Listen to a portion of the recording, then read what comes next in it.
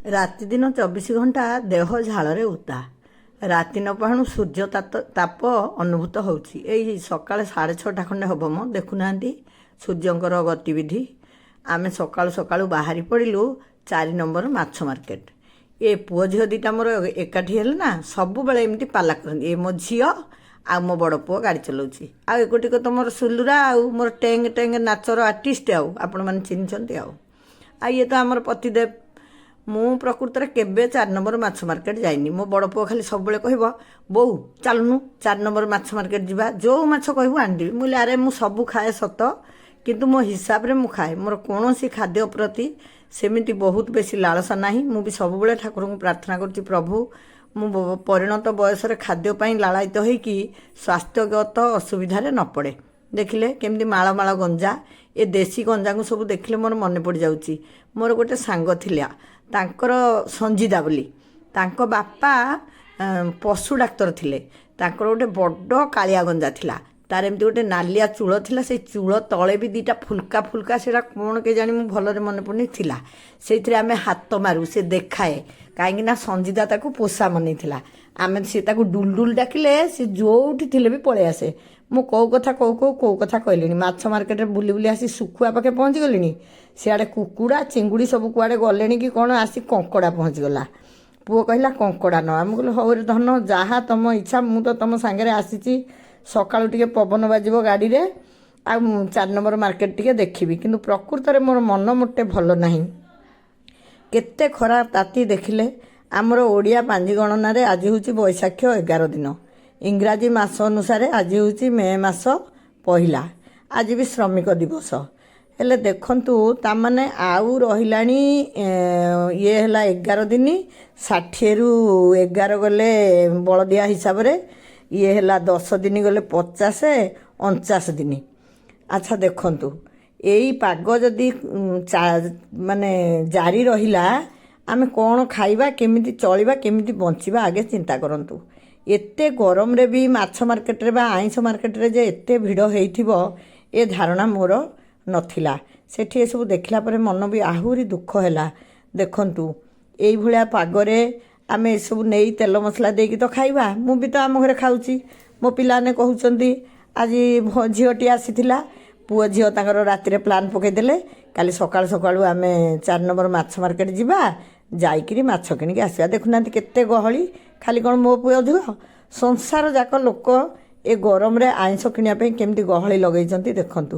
ଆମେ କେହି ବି ଭାବୁଛେ କି ହଁ ଖରା ହେଉଛି, କାଲିକି କମିଯିବ, କି କାଳବୈଶାଖୀ ହେଇଯିବ। ଆମେ କଥାଟାକୁ ସବୁବେଳେ ଗୋଟେ ନିହାତି ମାମୁଲି ଢଙ୍ଗରେ ଭାବୁଛେ। ଗରମ ଆସିକି 45 ଡିଗ୍ରୀରେ ପହଞ୍ଚିଲାଣି। 50 ହେଲେ ଆମେ କରିବା କ'ଣ?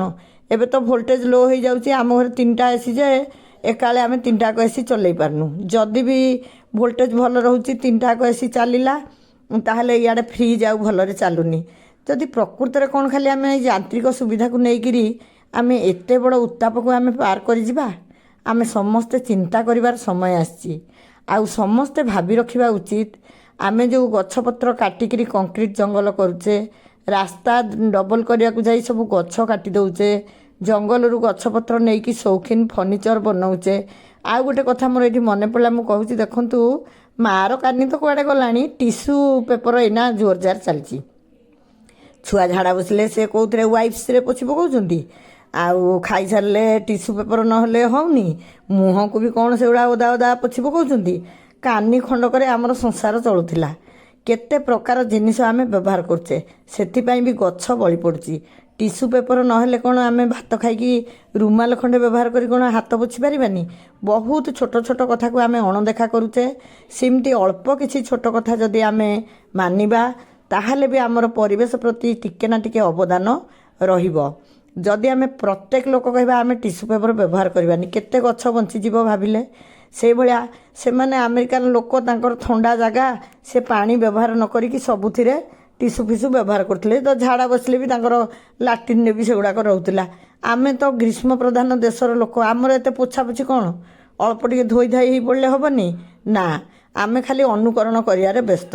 ସେ ତାର ମାଛ ଫାଛ କିଣିଲେ, ମୁଁ ଇଆଡ଼େ ଆସି ମୁଁ କହିଲି ନାଇଁ, ଟିକେ ସାଲାଡ଼ ଜିନିଷ ନ ନେଲେ ହେବନି। ମୁଁ କାକୁଡ଼ି କିଣିଲି, ସେଠି ଚୁନା ମାଛ ଥିଲା, ଟିକେ ନାକୁ ଚୁନା ମାଛ ଆଣିଲି।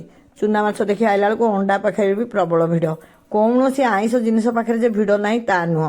ଏଠୁ ପୁଅ କହିଲା 12ଟା ବେଳେ ସିନା ଖାଇବା କଙ୍କଡ଼ା ତରକାରୀ ଭାତ ଆଉ ମଟନ୍ ଟିକେ କିମା କରିଦେଲେ ସକାଳୁ ପଖାଳ ଖିଆଟା ଜମିବ।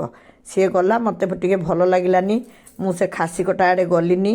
ଆମେ ଗାଡ଼ିରେ ଘରକୁ ଫେରିଲୁ। ବାଟ ବି ବେଶ୍ ଗହଳି ଥିଲା, କାହିଁକିନା ଖରାବେଳେ ବୋଧେ କିଛି କାରବାର କରି ହେଉନି ବୋଲି 7:30 8ଟାରେ ଟ୍ରାଫିକ୍ ବି ବେଶ୍ ଜାମ୍ ଥିଲା। ମୁଁ ସେଠୁ ସାଲାଡ଼ ଜିନିଷ ସବୁ କିଣିଲି। ପୁଣି ବାଟରୁ କହିଲି ମୁଁ ନାଇଁ ବାପା ତରଭୁଜ ଟିକେ ନେଇଯିବା, ଘରେ ବୋହୂମାନେ ଭଲ ଜୁସ୍ ବନାଉଛନ୍ତି, ସେକୁ ଯାହାର ଇଚ୍ଛା ଚୋବେଇକିରି ଖାଆନ୍ତୁ। ପିଲାଗୁଡ଼ା ଟିକେ ଗାଲୁଆମି କରୁଛନ୍ତି, ଚୋବେଇକି ଖାଉନାହାନ୍ତି, ମଞ୍ଜି ବାହାରିଲେ ଫୋପାଡ଼ି ଦେଉଛନ୍ତି।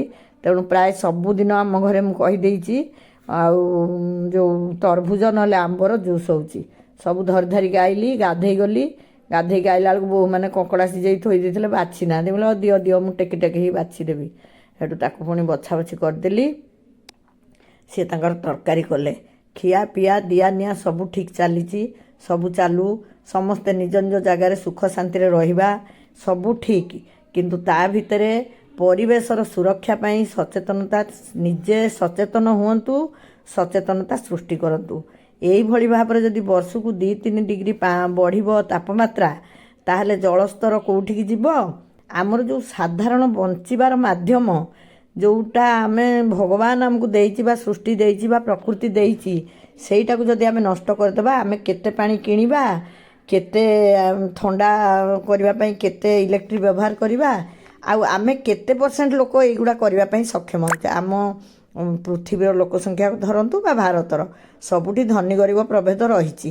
ଯେଉଁ ଲୋକ ସଂଖ୍ୟା ବି କୁହନ୍ତୁ, ଏଇ ଯେଉଁ ଘର ଏସି, ଗାଡ଼ି ଏସି, ଯେଉଁ ଦୋକାନକୁ ଗଲେ ଏସି କି ଯେଉଁ ମଲ୍କୁ ଗଲେ ଏସି, ଏଇଭଳି ବାତାବରଣ ଭିତରେ ଆମ ଦେଶର କେତେ ପ୍ରତିଶତ ଲୋକ ଅଛନ୍ତି? ତାହେଲେ ଯେଉଁ ବାକିତକ ରହିଲେ ସେମାନେ କେମିତି ଏ ଗରମ ଖରାରେ ଚଳିବେ? ସେଇ କଥାଟା ଆମେ ସାର୍ବଜନୀନ କଥା ଚିନ୍ତା କରିବା। ଆମର ସକ୍ଷମତାକୁ ଚାହିଁକି ଆମେ ଘରେ ଭଲ ମନ୍ଦ ଆଣି ଖାଇ ଦେଇକି 8 ଦିନ ଆମେ ଛୁଟି ନେଇଗଲେ ଚଳିବ, କି ଘରେ ବସିଗଲେ ଚଳିବ କହିକି ଆମେ ଖରା ପ୍ରତି ଯଦି ଅଣଦେଖା କରିବା, ତାହେଲେ ହୁଏତ ଆଉ 5-10 ବର୍ଷ ପରେ ଆମର ମଣିଷ ସମାଜ ପୋକମାଛି ଭଳିଆ ଏଣେ ତେଣେ ପଡ଼ିକିରି କଲବଲ ହେବ। ସେଥିପାଇଁ ମୋର ସମସ୍ତଙ୍କୁ ଅନୁରୋଧ, ନିଜେ ପରିବେଶ ପ୍ରତି ସଚେତନ ହୁଅନ୍ତୁ, ଆଉ ନିଜର ଚାରିପଟରେ ସମସ୍ତଙ୍କୁ ପରିବେଶ ପ୍ରତି ସଚେତନ କରାନ୍ତୁ।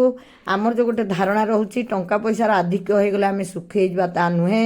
ପ୍ରକୃତିର ସୁରକ୍ଷା ନ କଲେ ଆମେ ଯେତେ ଧନବାନ ହେଲେ ବି ଆମେ ତ ଏଇ ସଂସାରରେ ବଞ୍ଚିବା ନା, ଆମେ ତ ଆଉ ପୃଥିବୀ ଛାଡ଼ି ଦେଇକି ଆଉ କେଉଁଠି ଗୋଟେ ସୁଖର ଅନୁସନ୍ଧାନରେ ଯାଇପାରିବାନି। ତେଣୁ ଏଇ ମାଟି ପାଣି ପବନ କେମିତି ସୁରକ୍ଷିତ ହେବ, ଜଳବାୟୁ କେମିତି ଠିକ୍ ରହିବ, ସେଥିପାଇଁ ନିଜେ ସଚେତନ ହେବା ସଙ୍ଗେ ସଙ୍ଗେ ସମସ୍ତଙ୍କୁ ସଚେତନ କରିବା। ଆଉ ଧୀରେ ଧୀରେ ପୁଣି ଆମେ ଆମର ସୁନ୍ଦର ପରିବେଶକୁ, ଋତୁଚକ୍ରକୁ ଉପଭୋଗ କରିବାର ସୁଯୋଗ ସୃଷ୍ଟି କରିବା। ଆଜି ଏଇ ଅନୁଭବ କଲି, ଏଡ଼େ ବଡ଼ ଖରା ତାତିରେ ଯେତିକି ମାଛ ଫାଛ କିଣା ହେଉଛି, ସେୟାକୁ ଦେଖିକି ମୋ ମନରେ ଯେଉଁ ଭାବନା ଆସିଲା, ସେଇ କଥା ହିଁ ମୁଁ ଆପଣମାନଙ୍କୁ ସମସ୍ତଙ୍କୁ କହିଲି। ମୋ କଥା କେମିତି ଲାଗିଲା? କଙ୍କଡ଼ା ଝୋଳଟା ଭାରି ବଢ଼ିଆ ହେଇଛି, ନିଶ୍ଚୟ ଭଲ ଲାଗିବ। ମୋ କଥା କେମିତି ଲାଗିଲା କହିବେ।